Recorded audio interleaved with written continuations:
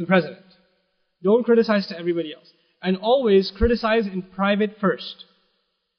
And then when it's not resolved, then you criticize in public with him present. With the person present.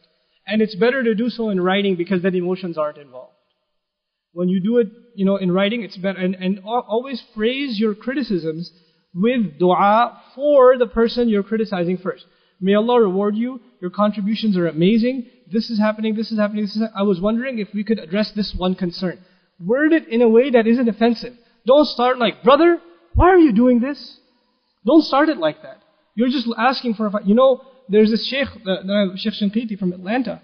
Every time he sends me an email, even if he's sending me an email to let me know the flight is at that time or whatever, there's like 2 paragraphs of dua for me and my family, and then he tells me the flight's at 8 p.m.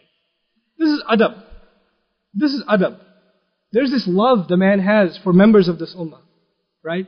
This is what we have to share. So when we criticize someone, first, you break the ice, you let them know before you criticize, far more than your criticism is your appreciation of them and your love and affection for them because they share with you La ilaha illallah. Because of that. And then you criticize in the softest of ways because the Quran says, أَذِلَّةٍ عَلَى الْمُؤْمِنِينَ. Right? What we remember from the Quran is, أَمْرْ بِالْمَعْرُوفِ نَهِي عَلَى الْمُنْكَرِ. Right? Enjoining the good, forbidding the evil, brother. By the way, enjoining the good and forbidding the evil was mentioned for the kuffar. And there are some things mentioned for believers, the ethics, even if you want to enjoin the good and forbid the evil, there's a way to do so with Muslims. Not by yelling at them, not by humiliating them, not by embarrassing them. That's not the way. Akhi, there was a brother before you who had a hand up and I ignored him and then I'll come to you. Wa alaikum assalam wa rahmatullah.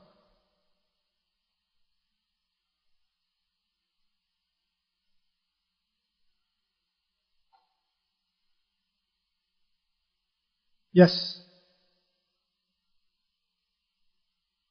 Person is what?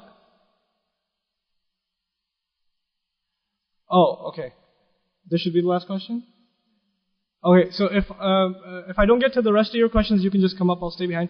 But I'll get to that inshallah ta'ala. You say that actions are the reflections of what is inside.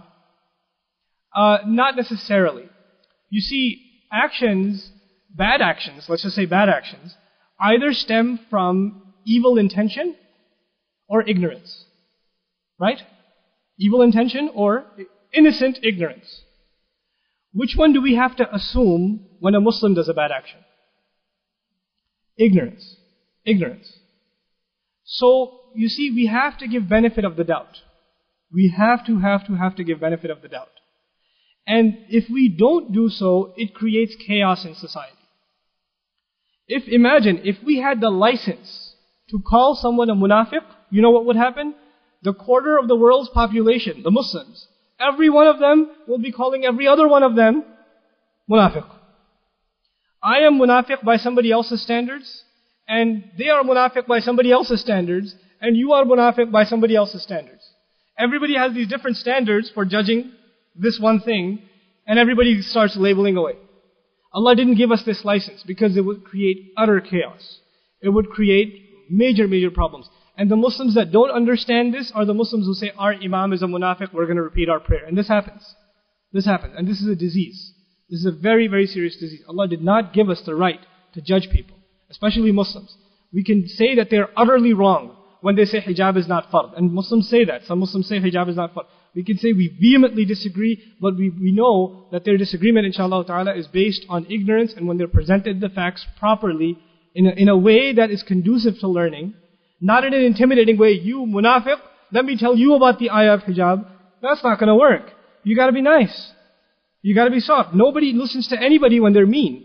You don't do that at work. You don't do that at school. You don't do that at the line and at the airport. So you have to be nice to people when you talk to them. So even when the Muslim says the most horrendous thing, you don't even expect, why would a Muslim say something like that?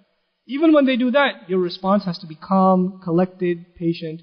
And when you deal with people with patience, you will see that if there's any good in them, and the best good is already there, La ilaha illallah is already there, that's the ultimate good, it will come out. You just have to give it a chance to come out. If you come out antagonistic, and the flag of Islam waving, and the sword waving in the other hand, then all you can expect is more antagonism between parties.